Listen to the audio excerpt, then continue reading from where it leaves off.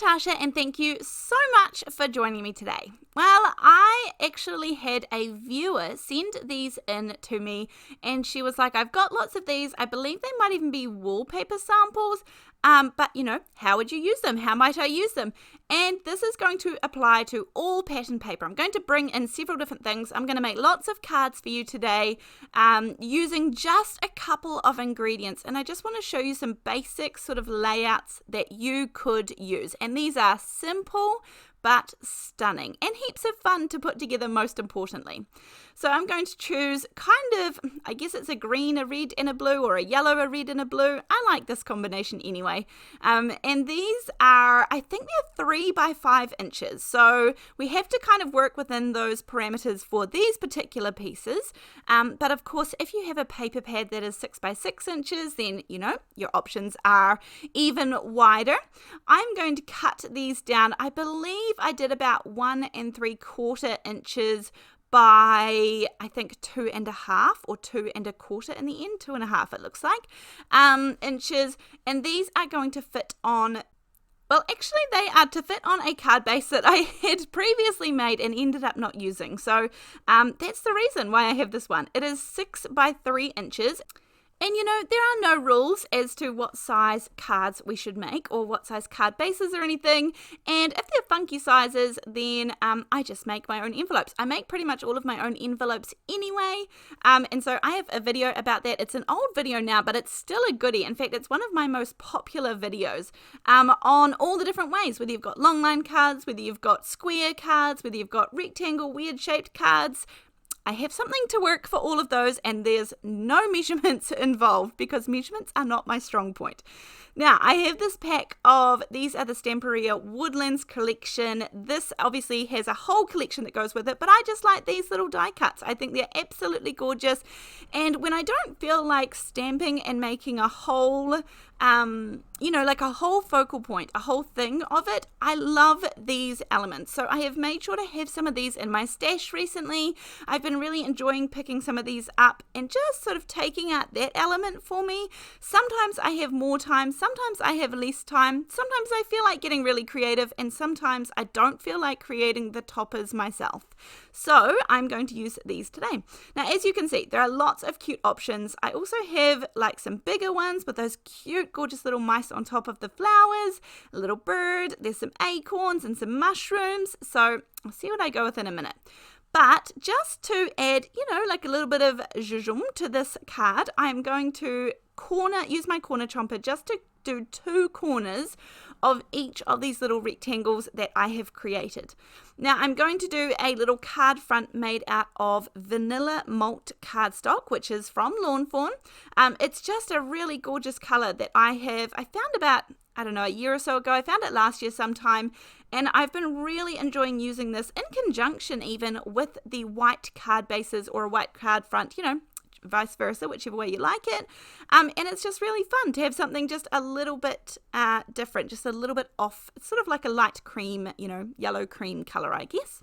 Now, once I've got the order of these sorted, I have popped these up on some foam tape to give them some gorgeous dimension.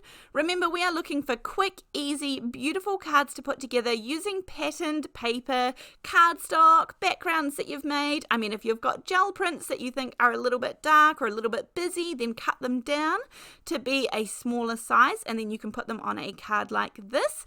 This is perfect for using up those little scraps because really you only need, that 1.5 inches or 1 1/4 inches. It's a small amount of cardstock, and these are the perfect cards for them.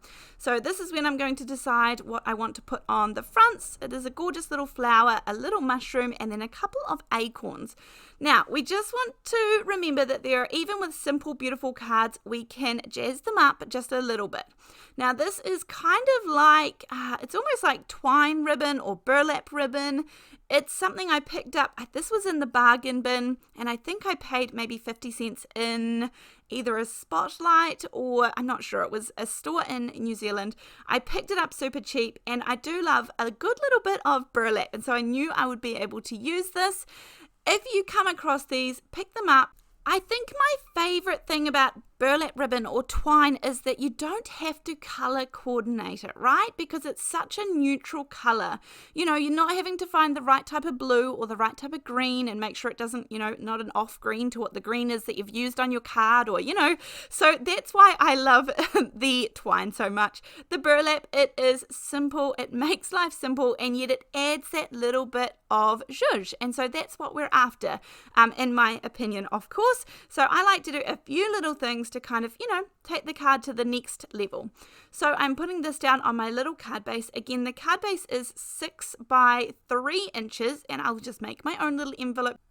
Now, when it comes to adhering on these gorgeous little elements, I also think that we need something else just in there. So I'm going to tie a quick bow out of the same twine that I did the first bit out of. And I just want this to be a little sort of delicate bow. I think even using individual strands, pulling this apart and using the individual strands would have looked great too. But this one has that little white border on it, and so I wanted to keep that. I think that looks very cute. So just a tiny little extra bow to go in there, and that will work well too. Then I have my 3 little items, and I was deciding whether to kind of pop them underneath a little bit, but they sort of sat there pretty happily. Only that little flower is tucked underneath just a tiny bit. I'm going to use matte medium, the Ranger multi-medium in the matte finish, because I know that this is a super, super strong glue once it is dry. So I know that these elements aren't going anywhere. I do love the little acorns, and this was a really easy and fun card to put together. Not too many ingredients, everything you probably have, you know, just some little toppers and some pattern paper. And then again, if you don't have a corner chomper, then you can just do it with your scissors. I have shown that lots of times in cards before. Use what you have, and hopefully videos like this are going to give you some ideas to sort of springboard you into being able to use those things that you have purchased and invested in. Right, this one I have shown a few times. This is gorgeous. The Paper Tree Floral Blush Toppers Collection. Again, if you don't have this, then using pattern paper is exactly the same thing. I want to show you some ways that you can use these. So these beautiful, beautiful flowers in here. There are birds as well. I'm on a bird kick. I'm really enjoying using birds in my card making and little sort of animals rather than the butterflies and the flowers, because I absolutely love those and I will happily use them. But I do like to add in something else, and that's why I got that little Woodlands collection. It has little hedgehogs and little birds and things in it, which I absolutely love, as well as the little mice. But here, this again, if you have any type of patterned paper, this background is going to work. Now there is a little bit of white, obviously, going all around this beautiful floral, so I am going to I'll use some of it, but some of it will be cut off, and that's okay because we're using our supplies, and that's the most important thing here. I am cutting these down to be 1 1/4 inch square tiles, and so I'm just going to do lots of these, and I'm not being too specific, and I will probably make maybe 2 or 3 more than what I actually need, and that way if I end up cutting one that I think that doesn't quite fit, or it hasn't got the right colored flowers in it, or there's too much white in it, you know, something like that, then I can pop it to the side. But I had done some of these before for you. Again, I am going to give these a little rounded corners, and I'm actually going to do all 4 corners. This is not necessary if you don't want to. I just really want that tile look for this background. But if you don't do the rounded corners, then I would suggest that you put a little spacing in between the tiles, and you'll get the gist of what I'm talking about in just a minute. But I do think that this was a good investment for me. I do love this corner chomper. Obviously, it's a tool I'm going to have forever. So I have got, again, another piece of the vanilla malt cardstock. At the moment, this is about 4 by 5 1/4 inches. I'm going to lay out all of these little tiles here, and I love the rounded edges. I mean, honestly, if I wanted to go all out and this wasn't sort of quicker card making, I would heat emboss all of these so they were glossy and beautiful. I would use glossy accents on some of them to make them really dimensional tiles. I mean, you could have less of them and do that. All the good things. There are so many options from here. but I'm going to pop every single one of these up on a good amount of foam tape on the back. So I just have that big jumbo roll, which I'm absolutely loving using. I must admit, I had put off for a long time purchasing it because it felt like a big investment for just foam tape, I guess. However, I'm still happy using foam tape. I know that some people use cardstock and things, but honestly, I don't have that much wasted cardstock that I could, I would never be able to keep up with how much wasted cardstock I had for how much I wanted to use as dimension. So I'm going to put each one of these up, then I just take them off, and no measuring, just eyeballing. I am not a huge fan of measuring. It just feels like it's too precise. It takes too much time for what I have to give, and I don't think anybody's going to really pick up on it or notice. So I was happy with the way that these tiles turned out, and there is a beautiful dimension. Now, out of that exact same Toppers Collection booklet, I'm going to take one of the birds and I'm going to fussy cut him. Now, obviously, I'm fussy when it comes to my fussy cutting. I love a good image where I don't have to make it too difficult on myself. And this bird has lots of, it is rounded edges, but they're all straight. There's not too many fluffy feathers and all those types of things. So he was easy to fussy cut. That's what I look for. But honestly, it felt a little bit busy on this background. It just didn't feel right. I wasn't happy with where this was going. And so let's put the bird aside, and we're going to use him in another card that we make today. So when I have a really busy background, one of my most common go-tos is to use some vellum to dull it down just a little bit. Now, if you're wanting to dull it down a tiny bit, then you're going to lay your vellum flat against the pattern like it is right now. If you need a little bit more opaque, and you need it to be less see-through, then lift the vellum up, and that will again just give that washout look of the items that are behind it, and it's going to work really well. So I'm using the Tim Holtz sentiments. I've been telling you that I've been hoarding these for years, literally. I bought them when they first came out or so, and had them for a long time. So it's time to use them. So I've been using them in videos recently because I love them. I think they're really lovely and gorgeous. So I'm going to go with this little bird for this one. So I put him down flat on the vellum. The Lawn Fawn vellum is the one that I use. It is a 36-pound vellum, so it's a bit more heavyweight, but it is perfect for all things, and I like to have one item that can do all the jobs. So this vellum, I can heat emboss, I can run it through embossing folders, and it doesn't warp or anything, which I absolutely love. So this feels lots better to me. I've got this gorgeous little bird on the front and a little sentiment to go nicely. I add a little bit of glue, and this goes down onto my white card base, and I think this is a beautiful thinking of you card. Very gorgeous with the birds and then the flowers in the background.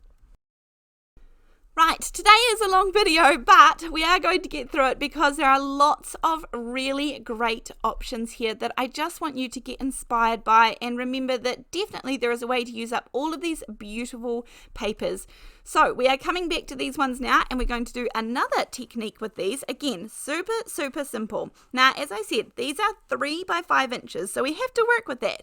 But coincidentally, it works out quite well. I start off with 1.5 inches, figure out that that's too big, make it into 1.25 inches, and that way I'm able to fit 3 of these on the card. They're 5 inches long already, and so that means that there's going to be a perfect little border around here onto my card base.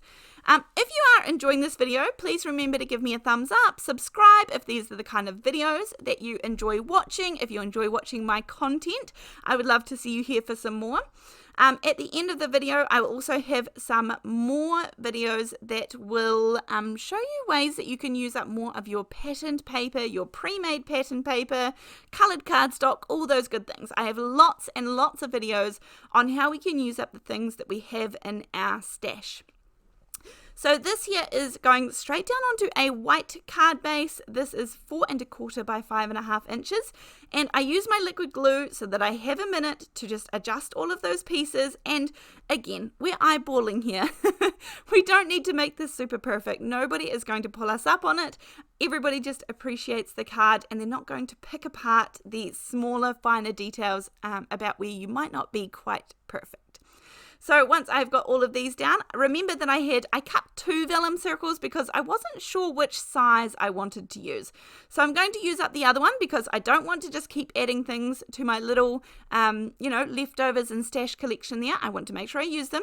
And then this little mouse was just too cute. So I'm going to pull him in to be my focal point of this little card and this beautiful, beautiful background. I have the all occasions sentiments here. Of course, this is so handy. I could not recommend this more. And I'm going to cut out a beautiful little sentiment that is going to go, that says time to celebrate. And we are going to pop that on the vellum as well. Now, recently I launched my very own website, which was so entirely nerve-wracking, but something that had been in the works for literally, I had been working on it for probably 2+ years.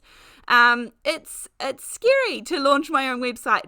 But I really wanted to bring some card making classes. I had looked at what was out there and not found what I was after. And so these ones go, I have lots of card making classes that are start basic, walk you through all the basics, and then they get more and more complex as you go along. In the video series, there are usually 6 to 8 videos in each card making class so that you can go at your own pace. But I have another one waiting to go up. There will be a whole lot of videos in I have an A to Z of card making series going throughout the whole year. So all those videos are going on there. There's lots of new content. And so that content will not be available on YouTube. It's just for my website. However, of course, YouTube is going nowhere. I'm keeping to my normal schedule. Absolutely nothing is changing here. So I'm still going to see you for my 3 videos every single week here. But just in case you were interested in sort of more in-depth card making classes, then I have those over there. So that is www.natashafootekreative.com, and I will leave a link in the description box below, or you can head on over there yourself and I will see you there as well. Now, once I've got this little guy, I'm going to put some foam tape on the back of this cute little mouse and my sentiment, and then he's going to go in the middle. So this card took me no time at all. It was putting all of the elements together, and I think this is pretty cute. I love that gorgeous little mouse, and we're using up those beautiful strips of cardstock in the background. Right, we're moving on to the next one. This is going to be, I'm just making my own card base, and this time I am going with a coloured cardstock. This is the heavyweight cardstock from Gina. This is Peach Bellini, and I love this cardstock. I picked this colour simply because it matched some of the flowers in the Floral Blush Toppers paper pad that I have next to me. This card is going to be a little bit similar to the previous one. I'm going to choose one of the floral patterns and we are going to cut it up, obviously. If you already have you could do this like if you don't have patterned paper already, you could stamp a beautiful big image, you could do the colouring, and then you could do this with your image. That would be great if you had an image already created like these toppers, or you could put one together using die cuts and then slice through it all and do the same thing. So no matter what you have, there is always an option to do this, and it is simple and yet it is beautiful. Now, because my pattern here, my flowers, have the white in the background, that's why I chose to go with a coloured card base, and that way it's going to sort of just stand out that little bit more, because if I had used a white card base, it would have been a little too white on white. Although what I would have done if that were the case, I would have popped these up on some foam tape, and that way you've got a little bit of clearance between the two whites, and that's going to give you that dimension that you need. So here we go. All you do is cut your image up, and it's going to have a little slice in between each one, kind of just like before, except for of course we have an image now. And then again, I'm going to use some liquid glue to put these in place, and that way I'm able to wiggle them around. Now remember, in the second card I believe that we made in this video, I fussy cut out that beautiful bird, and I don't want that to go to waste. And again, if I can help it, I try not to put it in my little scraps stash, because otherwise I sort of tend to forget about them. If they're not right in my plain view, you know, it's not what I grab for. So if I'm going to do something, I try and remember to use it up fairly soon after I create it. So I don't want that to happen. I don't want it to go into my stash, and I'm going to use it on this beautiful card. I love the idea of this big gorgeous bird sitting sitting in front of this big bunch of flowers, and so the blue is going to stand out beautifully, but we don't want him right in the center because that pretty much covers the flowers. I'm actually going to cut off the branch that he was standing on, and that way I can also get rid of the white in between his two little leggies, but that way this is going to be a beautiful, beautiful card front focal point, and yet we're still going to be able to see that gorgeous background that we have created. Now, because all of the strips in the background are nice and flat, I'm going to pop this gorgeous bird up on a little bit of foam tape and give him some dimension. And once I've got him nice and supported with the foam tape, I can look for a sentiment as well.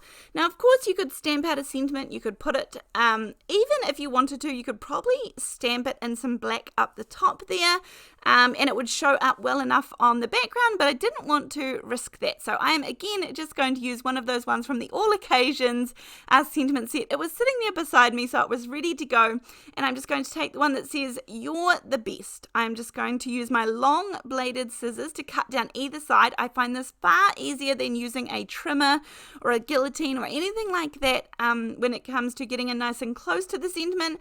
I was going to do a fishtail banner on each side, but just decided a simple snip on an angle was going to work perfectly fine.